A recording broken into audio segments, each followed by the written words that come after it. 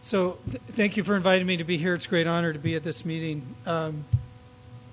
Disclosure for CME purposes, I have done paid consulting for Swiss Precision Diagnostics regarding their home pregnancy testing and the Clearable Easy Fertility Monitor. The objectives for this talk are to review relevant physiology of the menstrual cycle and the fertile window, to assess the current and potential role of fertility awareness in women's primary care, and to explore the potential contribution of cooperative and restorative reproductive medicine to women's and couples' health, focusing on infertility for this talk. So here are my take-home points if you want to kind of relax and tune out. This is what I'm going to, these are my conclusions I want to get to across. Ovulation usually does not occur on day 14. The luteal phase is usually not 14 days long. Ovulation in the fertile windows can be identified by women quite easily with simple instruction, and reproductive medicine is, in my contention, actually more effective and should be based on cooperating with and restoring normal physiologic function. So these are some review points that for many of you I think are really basic, but I think are worth going over briefly. First is, what is the typical menstrual cycle length? I think we've all been taught implicitly and explicitly in training 28, 29 days, right? So here's a data set from 426 women not on hormonal contraception. The proportion of cycles that's exactly 28 days, 13%. Pretty small percentage. Now, it is the most common, I'll give you that. It is the most frequent, but that means the vast majority of cycles are not 28 days long.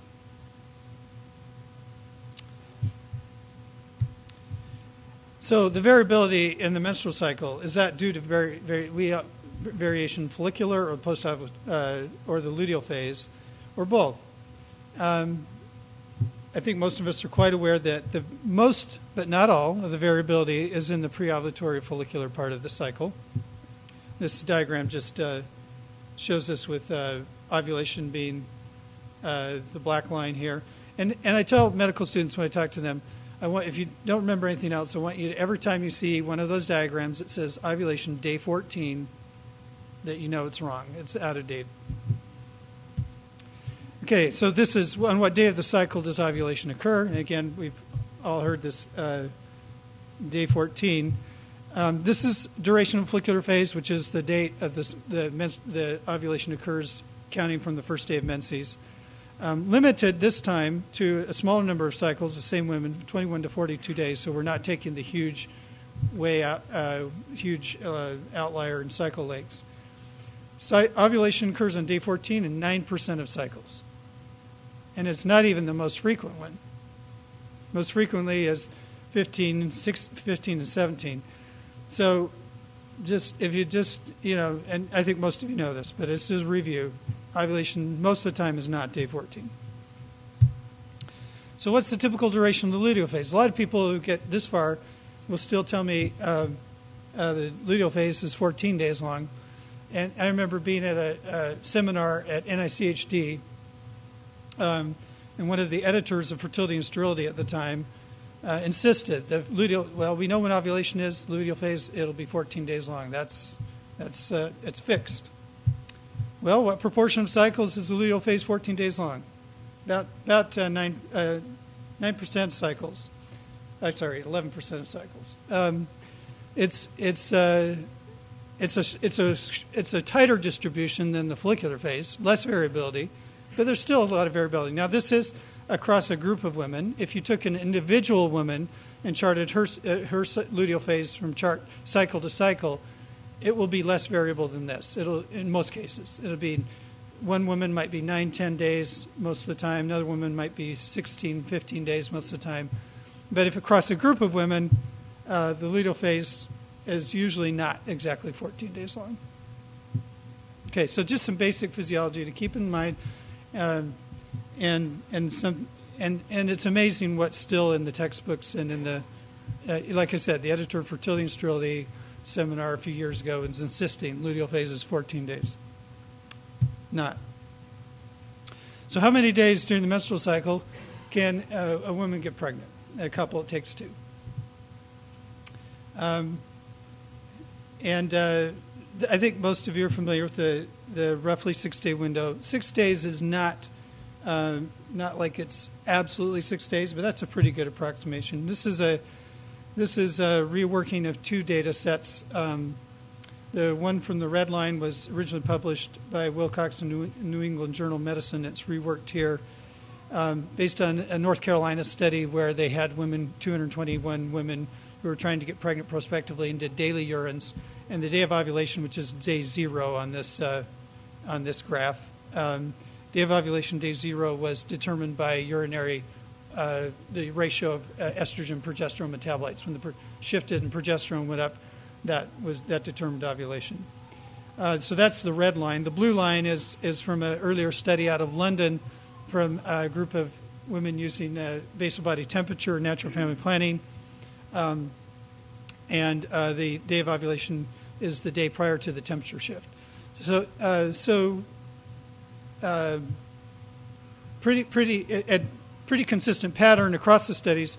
The London study, the Barrett-Marshall study, is substantially higher fecundity overall, and that's, if you look at it, it's because this was a group of women that were more likely to have had a previous child, almost all of them, versus the Wilcox North Carolina study, half of them had not previously had children. And that's probably the main difference overall, but the pattern is very similar. And also notice that the highest probability of conception, clinical pregnancy at least, is not on the day of ovulation. It's a day or two prior. This is a study we did similarly, only this time the day of ovulation is not based on temperature or on urinary hormones. It's based on the cervical mucus peak day observed by women. And in this analysis, the highest probability of pregnancy was on the mucus peak day, day 0 here. And then a couple other things to point out here. And then the window, depending on what cutoff you want to put on the window, we have a little wider than 6 days, but the probabilities get much smaller on the fringes. This point here and this curve is for normal fertility couples. We were the first study that looked at this also in subfertile couples, and the others were all normal fertility or no known infertility. So this is subfertile couples, and even they had a similar pattern with a probability that was a little bit over 10% on the mucus peak day. So why is the fertile window what it is? If it's roughly 6 days, give or take, what makes it that way? Well, we obviously have a viability span of the gametes. Ovum viability is probably at most a few hours after ovulation. So then we have another gamete involved, of course, the sperm. The sperm viability is what extends that window beyond just that day of ovulation prior to ovulation. And the viability span of the sperm depends on the conditions in the female reproductive tract. In the vagina, sperm don't last very long. They aren't viable very long. But if they get into the cervix and there's the right type of cervical fluid, then they can last for days. And that's the type E or estrogenic cervical mucus. You're all familiar with the hormones. Notice this ovulation does not say day 14. It's ovulation and estrogen rising prior to ovulation and progesterone afterwards. When estrogen is dominant, you get the type E cervical mucus produced. This is a diagram of the cervix with the vagina down here, the uterus up here, subcoronal cross-section of the cervix showing diagramming the production of type E cervical fluid under the influence of estrogen dominant days, and then when progesterone becomes dominant, the cervical mucus and then cervical, the environment in the cervix switches to the cervical mucus type G mucus. And you've all seen this, of course, on pelvic exams. The type E fluid may look like this. It doesn't have to look exactly like that, but that's a pretty typical appearance. And under the microscope, I think many of you are familiar with the light microscopy showing the difference in the biophysical structure of the type E fluid versus the type G fluid. So that's all for most of you, I think, review.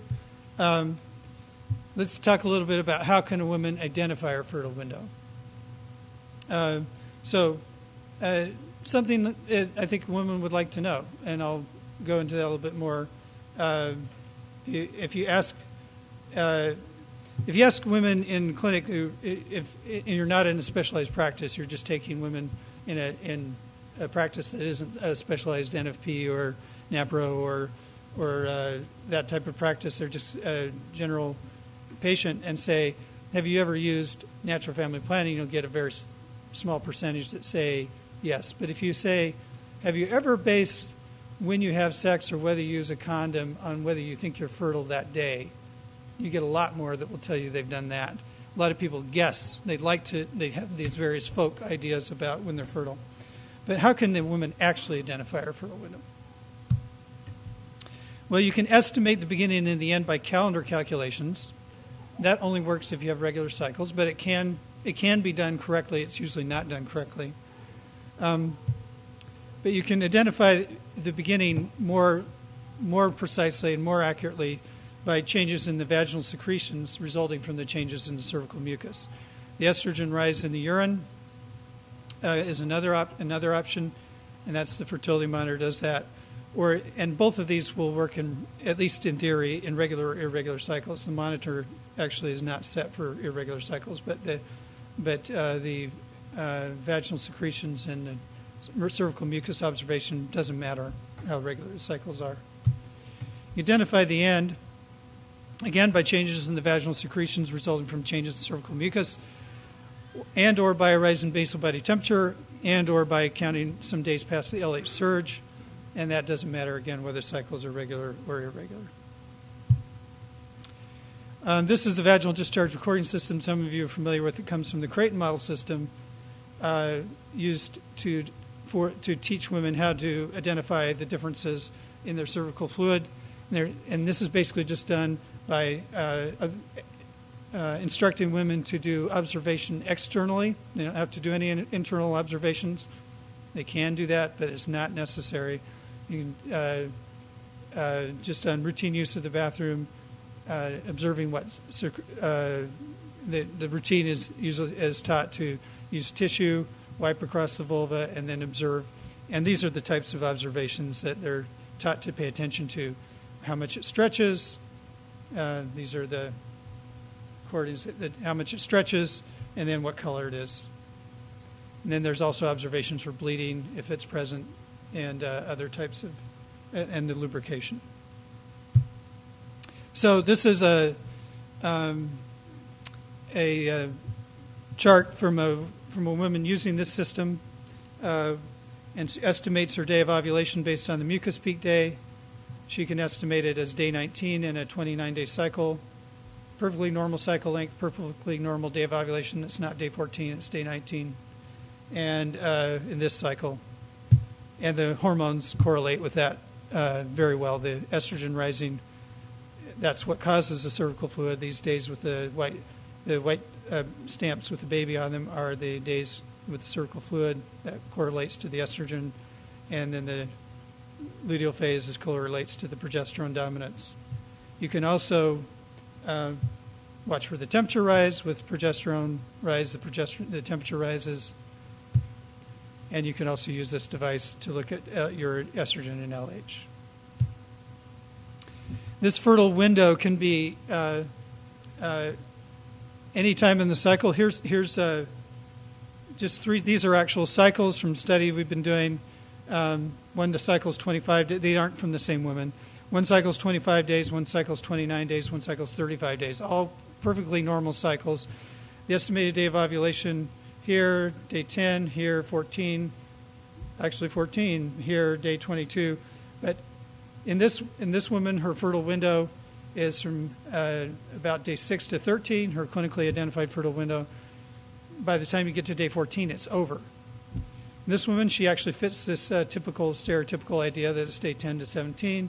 This woman, day 14, it hasn't even started yet. Her actual fertile window is day 17 to 25. So that's why calendar calculations are of limited value, and that's why actually monitoring the biomarkers will give you the accurate story of when is this fertile window. So I'm going to ask now, if I ask you to give me a raise of hands, I'm just curious. Different natural family planning methods all use various combinations of these signs that I just talked about. Cervical mucus, basal body temperature, calendar calculation, urinary hormones. It will use those in different combinations to identify the beginning of the fertile window and the end of the fertile window. And based on which ones you're using and how you're using it, gives you different methods of natural family planning. So what I would like to ask is just a raise of hands if not just if you've heard of it, but if you think you have a pretty good understanding of what each of these methods are, enough that you could talk to a patient and explain the basics of what this method is to a patient. So standard days, method, cycles, beats. 1, 2, 3. Maybe a third of you. Okay. 2-day method. Same group. Billings ovulation method. A few more. Okay. Creighton model fertility care. Okay. Symptothermal method. Marquette model. And lactational amenorrhea. A little bit in a different group, but it's put it in there. It is a natural method of a sort and based on a somewhat different principle. I'm not going to, in the interest of time, go through this. I have some slides in the handout in your packet, extra slides at the end that talk a little bit about each of these methods and references for them. So if you're interested, specifics, we can go into that in the question and answer here, or look at those slides and look up the references or some of the websites. So I'm not going to go through these methods in each of them in detail, but basically they each have different ways of identifying the beginning and the end of the fertile window based on the different approaches I've just described. But I do want to make the point that they have quite different teaching burdens. The standard day and 2 days method can be taught arguably in 10 minutes in a clinic visit. And that's a strength of they have. That they're that simple that they can be taught. There's actually an online course that you can go through Georgetown University and certify yourself, get certified to teach these methods, and you can offer that in your clinic yourself if you like. Teach it yourself. These methods all require personal visits with a qualified instructor. Now, personal visits can be done online and from a distance, so they aren't necessarily in-person personal visits, but they do require the personal visits.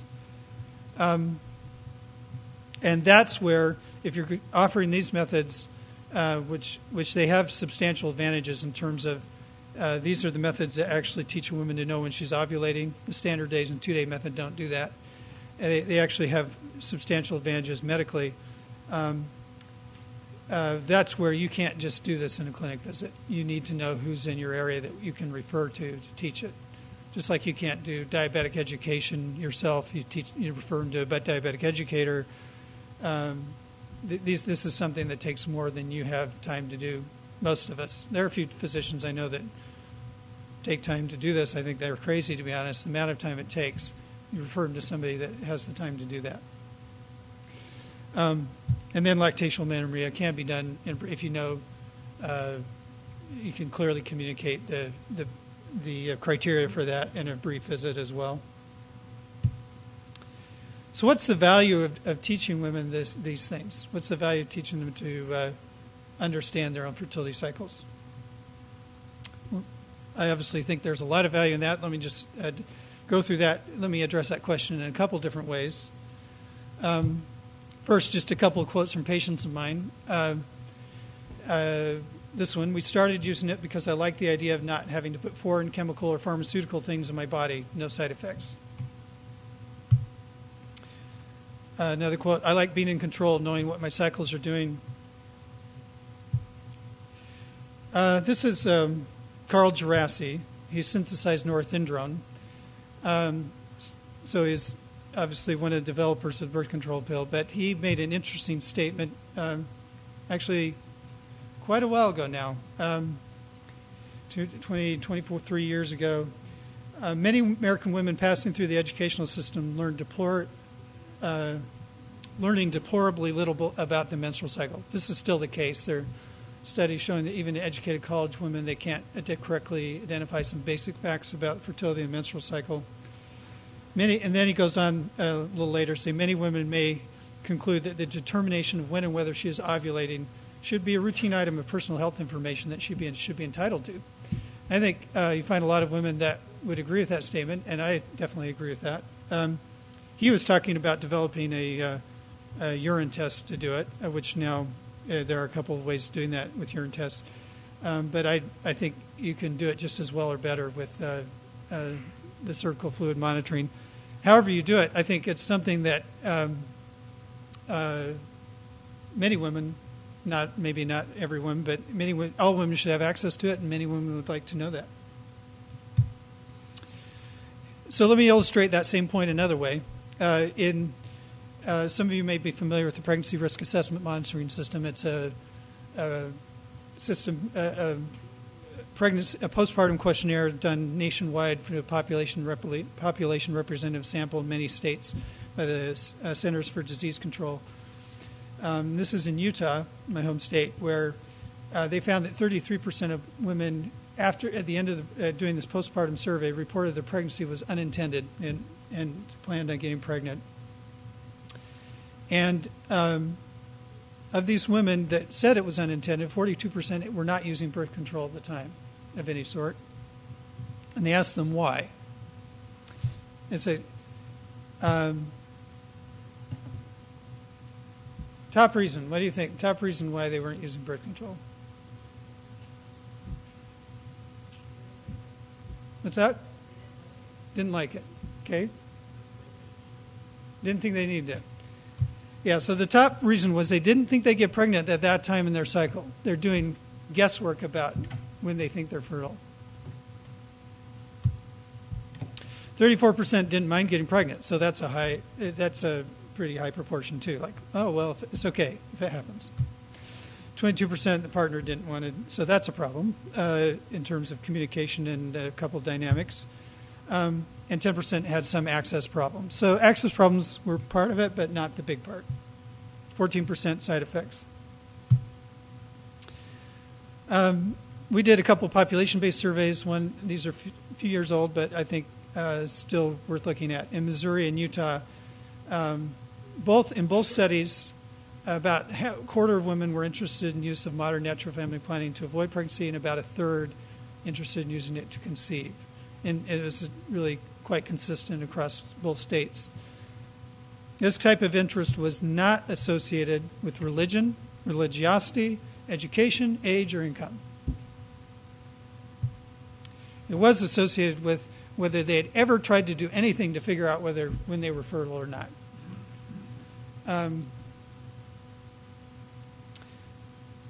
So women who want to know when they're fertile deserve a good way to do that. They deserve access to know the effective way to do that. Reasons they were interested included natural, no side effects, convenient, easy. These were compiled from open-ended responses. Perceived negatives, the idea that may involve abstinence, and the perception that would be ineffective. Another quote from a patient. Could be a whole nother talk, but I just want to mention this, that people who, if you talk to people who actually use NFP, most of them tell you that communication and relationships are a big plus out of it, actually. So this is a quote from one of my patients. Sexuality, childbearing, parenting, these are all such big issues. With NFP, we make the decision together. In fact, we are forced to communicate.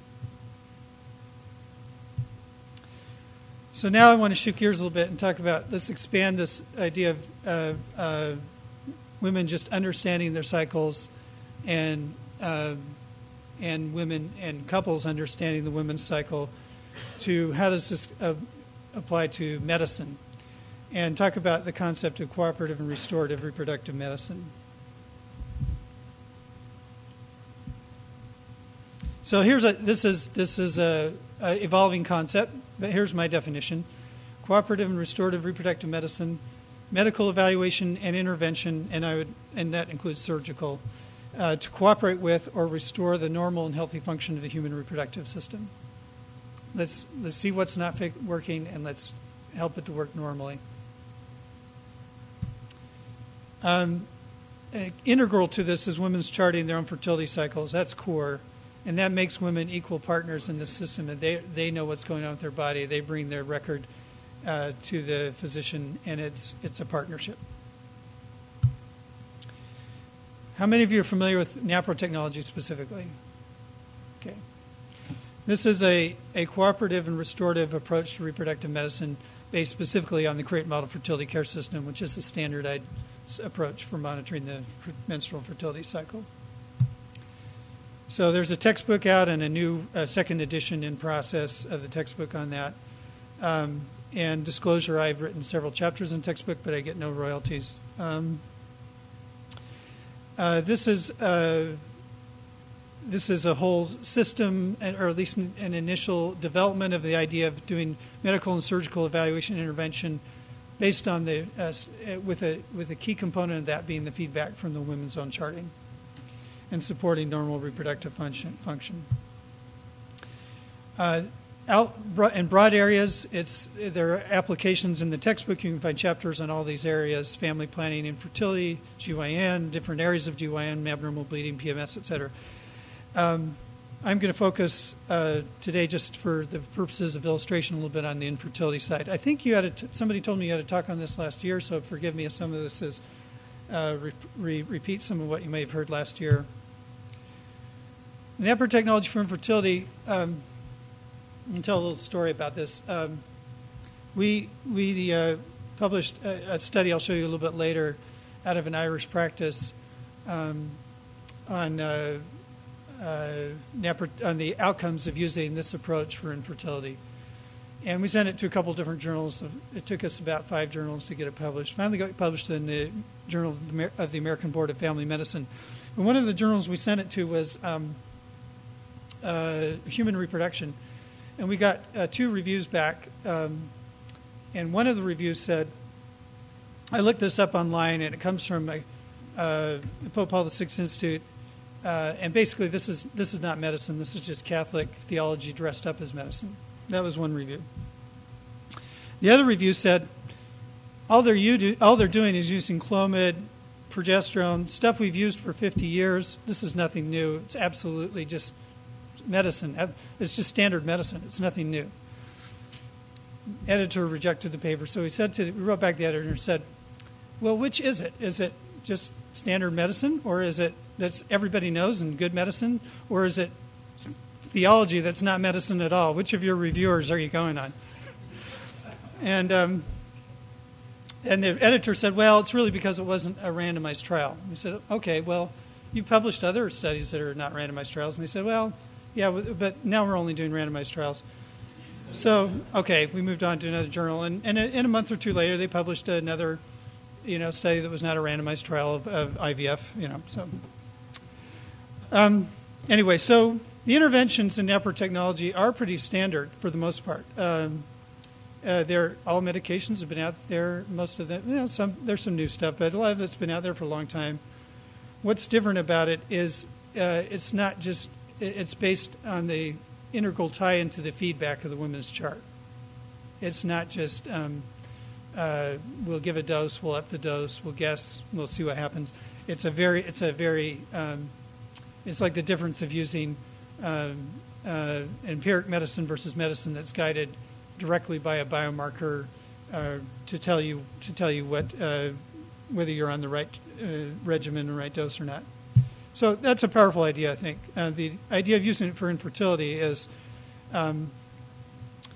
optimizing conception in vivo by documenting that you have ovulation occurring. Creighton model is not the only charting is not the only piece of that, but that's the central number one piece of that.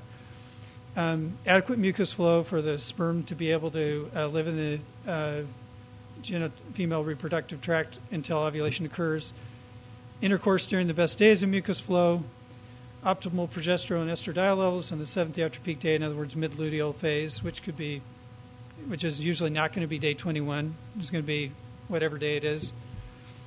Attention to managing stress appropriately, which is a little more nebulous but important in other medical and surgical issues. So this is just, it's optimizing in vivo conception. So there are no randomized trials comparing this to IVF, but I'll show you two studies I think at least have some comparability. The one on the left is the Irish study I mentioned, and both of them have a little over 1,000 couples in the study. And the one on the right is out of the Netherlands. It's one of the relatively few studies of IVF. There's been a couple more recently where they actually did it on a cohort basis instead of a cycle basis.